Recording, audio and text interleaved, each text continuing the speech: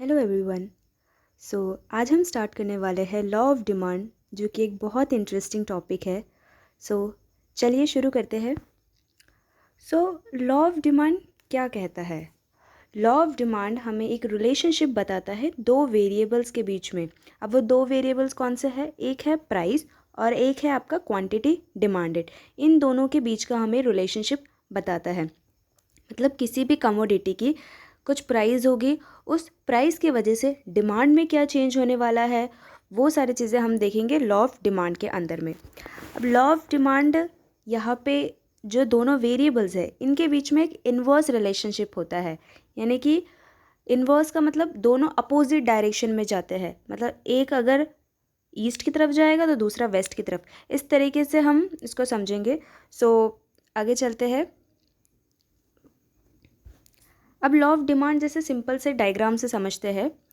जैसे हमने दो वेरिएबल्स लिए, प्राइस और यहाँ पे हम डिमांड ले रहे हैं, ठीक है। तो यहाँ पे जब हमारी प्राइजेस बढ़ी, किसी भी कमोडिटी की प्राइजेस बढ़ी, लाइक आईफोन है, आईफोन के प्राइजेस समझो 1 लाख रुपीज़ थे पहले, तो अब बढ़ के और ज़्यादा हो गए। मतलब 1 लाख से ज़्यादा 2 लाख प्राइजेस हो गई। सो कुछ कंज्यूमर्स नहीं खरीद पा रहे हैं उसको, कुछ कंज्यूमर्स नहीं डिमांड कर पा रहे, तो ऑटोमेटिकली प्राइजेस बढ़ने की वजह से डिमांड कम हो गई। मतलब प्राइजेस बढ़े, 1 लाख से 1.5 लाख हुआ। सो प्राइजेस बढ़ने की वजह से डिमांड कम हो गई, ठीक है। तो दोनों इन्वर्स रिलेशनशिप हुआ, मतलब एक बढ़ा तो दूसरा कम हुआ, मतलब दोनों अपोजिट डायरेक्शन में जा रहे। उसी का अलग देखते हैं कि जब अगर समझो 1 लाख का आईफोन था, अब वो कम होके उसकी प्राइजेस 50,000 हो गई, ठीक है। 50,000 प्राइजेस होने की वजह से अब उसकी डिमांड और बढ़ गई। मतलब जो नहीं खरीद पा रहे थे 1 लाख में, अब वो 50,000 में खरीद पा रहे हैं। सो ऑटोमेटिकली जैसे ही प्राइस कम हुई तो डिमांड बढ़ना शुरू हो गई, ठीक है। तो यही कहता है आपका लॉ ऑफ डिमांड कि यहाँ पे जितनी ज़्यादा हायर प्राइस होगी उतनी ही क्वांटिटी डिमांडेड स्मॉलर होगी, ठीक है। मतलब जितनी ज़्यादा प्राइस उतनी डिमांड लोग कम करेंगे, और जितनी कम प्राइस उतने ज़्यादा लोग इस चीज़ को डिमांड करेंगे, ठीक है। तो सिंपल सा आपका लॉ ऑफ डिमांड यही कहता है, ठीक है। अब आगे देखते हैं। अब लॉ ऑफ डिमांड जो है ये हमें यहाँ पे कुछ अजम्पशंस को हमको लेके चलना पड़ता है कि जब हम कोई भी लॉ बना रहे हैं तो अब जिसने भी बनाया है सो वो यहाँ पे कुछ अजम्पशंस लेके चलता है। अब वो कौन से अजम्पशंस है वो देखते हैं। So no change in consumer income. अब यहाँ पे हम लॉ ऑफ डिमांड जो देख रहे हैं वो किसके बीच में देख रहे हैं? प्राइस और डिमांड के बीच में, ठीक है। हम दो ही वेरिएबल्स दे रहे हैं, यहाँ पे तीसरा वेरिएबल नहीं आना चाहिए। तो इसलिए हमने कंज्यूमर की इनकम को कांस्टेंट रखा है कि अगर देखो कंज्यूमर की इनकम बढ़ती है तो फिर तो प्राइसेस बढ़ने के बाद भी वो परचेस कर सकता है, उसको प्राइसेस बढ़ने का कोई उतना फ़र्क नहीं पड़ा। तो इसलिए हमें यहाँ पे इस लॉ में फिर ये चीज़ अप्लाई नहीं होगी, इसलिए हमें कंज्यूमर की इनकम को जो है वो कांस्टेंट रखना है, मतलब चेंज नहीं करनी है। सेम वैसे ही कस्टमर की प्रेफरेंस भी चेंज नहीं होनी चाहिए। लाइक कस्टमर की प्रेफरेंस चेंज हो गई, उसे वो चीज़ अच्छी लगने लग गई, अब उसके लिए प्राइजेस बढ़ भी गए तो भी वो खरीदेगा उसको, क्योंकि उसको पसंद आ रही है वो चीज़, उसके प्रेफरेंस की चीज़ है वो, ठीक है। Then no change in fashion, fashion में भी कोई चेंज नहीं होना चाहिए। Then no change in related goods. अब रिलेटेड गुड्स में मैंने बताया था दो होते हैं, एक होता है सब्सटीट्यूट गुड्स, एक होता है कॉम्प्लीमेंट्री गुड्स, ठीक है। तो इन दोनों में भी कोई चेंजेस नहीं होने चाहिए। Then no expectations of future price changes और शॉर्टेज, मतलब कोई फ्यूचर प्राइस चेंजेस भी नहीं होने चाहिए। अगर क्योंकि फ्यूचर में जैसे सोचते हैं कि फ्यूचर में ये कम होने वाला है तो उसकी डिमांड जो है फिर आज ये लोग डिमांड में उसकी वजह से फ़र्क आने लगेगा, तो ये सारी चीज़ें नहीं होनी चाहिए, ठीक है। देन आती है गवर्नमेंट पॉलिसी में भी कोई चेंज नहीं होना चाहिए। मतलब अगर गवर्नमेंट की पॉलिसी चेंज होती है तो फिर आपकी डिमांड में फ़र्क आ जाएगा, इसलिए ये सारी चीज़ें हमें कांस्टेंट लेके चलनी है, इनमें कोई चेंजेस नहीं करना है हमको, ठीक है। तो आगे बढ़ते हैं। अब देखते हैं existence of law of demand. अब क्या एग्जिस्टेंस है इसका? मतलब कुछ रीजंस है जिसकी वजह से ये लॉ आपका अप्लाई होता है, ये लॉ फॉलो करता है। सो देखते हैं पहले law of diminishing marginal utility. अब ये भी एक लॉ है जो कि हम आगे वाले लेक्चर्स में इनको अच्छे से कवर करेंगे, law of diminishing marginal utility. But इसका मैं सिंपल सी भाषा में बताऊँ। सो मार्जिनल यूटिलिटी का मतलब होता है जैसे आप कोई चीज़ कंज्यूम कर रहे हो, लाइक फॉर एग्ज़ाम्पल आप पिज़्ज़ा कंज्यूम कर रहे हो, आपने एक पिज़्ज़ा खाया, सो आपको उस वक्त बहुत भूख लगी थी, आपको अच्छा लगा वो पिज़्ज़ा खा के, आपको बहुत ज़्यादा सेटिस्फैक्शन मिला। आप कोई भी गुड्स क्यों कंज्यूम करते हो? क्योंकि आपको उससे कुछ तो भी सेटिस्फैक्शन मिलता है, कुछ यूटिलिटी मिलती है, ठीक है। इसलिए यहाँ पे आपने पहला पिज़्ज़ा खाया, फिर आपको थोड़ा सेटिस्फैक्शन मिला, फिर आपने एक और खाया, तो सेटिस्फेक्शन तो मिला बट कम सेटिस्फेक्शन मिला, ठीक है। तो यहाँ पे जितने ज़्यादा आप कंज्यूम करते जाओगे उतनी आपको जो सेटिस्फेक्शन मिलेगी हर बार जो कंज्यूम करने से वो कम मिलेगी, ठीक है। तो अब ये law of demand diminishing marginal utility कैसे यहाँ पे एग्जिस्ट करता है? लाइक फॉर एग्जांपल, प्राइस है आपके पिज़्ज़ा की 70 रुपीज़, ठीक है। आपने यहाँ पे पिज़्ज़ा कंज्यूम किया, पहला पिज़्ज़ा, ठीक है। अब आपका पहले में ही आपको सेटिस्फेक्शन मिल गया बहुत और आपका पेट भर गया मतलब, ठीक है। अब आपको सेकंड नहीं खाना एक और, आप सोचोगे कि मैं एक और लूँगा 70 रुपीज़ का, उतनी भूख भी नहीं है अब मुझे, ठीक है। बट अगर हुआ क्या, अब वो 70 की जगह आपको 40 में ही मिल रहा है, तो आप तो सोचोगे यार पिज़्ज़ा मेरा फेवरेट तो है ही, चल कोई ना एक और खा लेते हो। तो जैसे ही प्राइस कम हुई, आपने जो है एक और पिज़्ज़ा डिमांड कर दिया, ठीक है, मतलब आपकी डिमांड बढ़ गई। जैसे ही प्राइस कम हुई वैसे ही आपकी डिमांड बढ़ गई, तो यहाँ पे लॉ ऑफ डिमांड एग्जिस्ट हो गया आपका, ठीक है। तो यही कहता है law of diminishing marginal utility. I hope आपको समझ रहा है।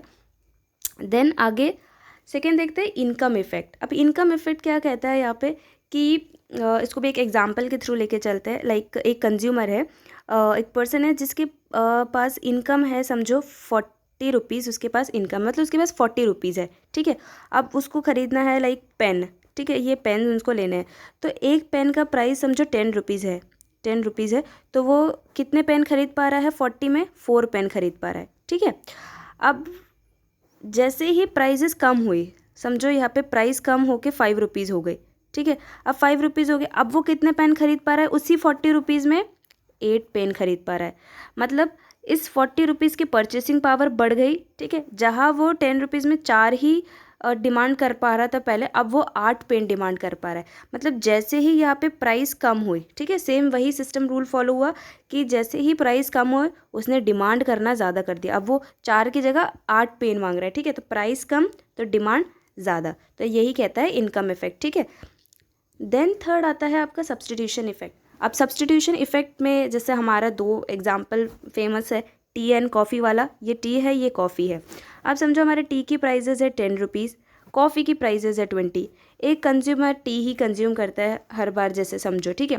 बट हुआ क्या, वो प्राइजेज़ बढ़ गई आपकी टी की 10 से 18 रुपीज़, ठीक है। अब वो सोचेगा कि यार प्राइजेज़ बढ़ गई तो इससे अच्छा तो मैं 20 रुपीज़ में कॉफ़ी ही कंज्यूम कर लूँ, ठीक है। तो जैसे ही प्राइस बढ़ी यहाँ पे कॉफ़ी की डिमांड बढ़ जाएगी, ठीक है। बट टी की डिमांड तो कम हो गई ना, टी की डिमांड यहाँ पे कम हो गई, तो ऑटोमेटिकली टी के प्राइजेस कम हुए, ठीक है। टी के प्राइजेस बढ़े तो टी की डिमांड कम हो गई, ठीक है। तो प्राइजेस बढ़ने की वजह से यहाँ पे आपकी डिमांड कम हो गई, ये आपके प्राइस बढ़े तो यहाँ पे टी की डिमांड कम हो गई, ठीक है। तो यही सब्स्टिट्यूशन इफेक्ट आपको कहता है, ठीक है। देन आपका आता है डिफरेंट यूजेस। अब डिफरेंट यूजेस में कैसा है, लाइक कोई कमोडिटी है, लाइक हम मिल्क लेके चलते हैं, ठीक है। अब मिल्क के बहुत सारे यूजेस है, मिल्क बहुत सारे यूजेस में काम आता है। जैसे कोई उसका कर्ड बनाता है, कोई उसको घी बनाता है, फिर आपका इससे पनीर भी बनता है मिल्क से, देन आपका बटर बनता है इससे, ठीक है। मतलब एक मिल्क से ही आपकी इतनी सारी चीज़ें बन रही है, ठीक है। तो अब लाइक 40 रुपीज़ लीटर आपका मिल्क मिलता है आपको, ठीक है। तो 40 रुपीज़ मिल्क में मतलब 1 लीटर आपका 40 रुपीज़ का आ रहा है। तो आप समझो आपने घी बना लिया, आप कर्ड बनाते हो घर में और समझो आप घी भी बनाते हो, ये दो चीज़ें आप जो है वो 40 रुपीज़ लीटर में आप बना रहे हो, ठीक है। बट अब हुआ कि और बाकी आप चीज़ें बाहर से लेते हो, बट हुआ कि अब जैसे प्राइजेस जो है इसकी कम हो गई, समझो यहाँ पे प्राइजेस, इस बार हम कम वाला एग्जांपल लेते हैं, प्राइजेस कम हो गई, ठीक है। आप पहले 1 लीटर डिमांड करते थे, अब प्राइजेस कम होने की वजह से आप 2 लीटर डिमांड करने लगे। आपने सोचा कि यार मैं ये बाकी दो भी घर में ही बना लेता हूँ, प्राइजेस कम हो गई, बाहर से लेने से अच्छा है कि मैं यहीं से ले लेता हूँ। तो जैसे ही प्राइस यहाँ पे आपकी कम हुई, आपकी डिमांड जो है वो बढ़ जाएगी, ठीक है। तो ये भी आपका लॉ ऑफ डिमांड यहाँ पे एग्जिस्ट हो रहा है, ठीक है, कि प्राइस कम हुई तो डिमांड आपकी ऑटोमेटिकली बढ़ जाएगी, ठीक है। तो ये होता है डिफरेंट यूजेस। देन लास्ट आपका आता है न्यू कंज्यूमर ग्रुप। अब जैसे हम एग्जांपल ले रहे हैं, आईफोन वाला ही लेके चलते हैं हर बार। सो लाइक 1 लाख रुपीज़ का आपका आईफोन है, तब आपके 30% कंज्यूमर्स जो है वो इसको बाय करते हैं, ठीक है, मतलब 30% लोग, पॉपुलेशन इसको ख़रीदती है। अब हुआ क्या, इसकी प्राइजेस जो है वो कम हो गई, लाइक 50,000 हो गई, 1 लाख से 50,000 प्राइजेस हो गई सीधा। तो यहाँ पे ऑटोमेटिकली जो लोग पहले 1 लाख में नहीं खरीद पा रहे थे, अब वो भी खरीद पा रहे हैं। तो समझो यहाँ पे हमारा 30 से 50% बढ़ गया अपने, है ना, 50% लोग खरीदने लगे। मतलब जैसे ही प्राइस कम हुई, ठीक है, यहाँ पे प्राइस कम हुई, तो यहाँ पे नए कस्टमर्स और आने लग गए, ठीक है, न्यू कस्टमर ग्रुप्स आ गए। तो प्राइस कम हुई तो जो नए कस्टमर आए वो भी डिमांड करने लग गए। तो यहाँ पे प्राइस कम होते ही डिमांड और बढ़ गई इसकी, ठीक है। तो यही होता है यहाँ पे न्यू कंज्यूमर ग्रुप्स के अंदर। आई होप आपको सारे पॉइंट समझ आए हो। नहीं समझ आए तो एक बार वीडियो को फिर से रिपीट कीजिएगा ताकि डाउट्स क्लियर हो जाए।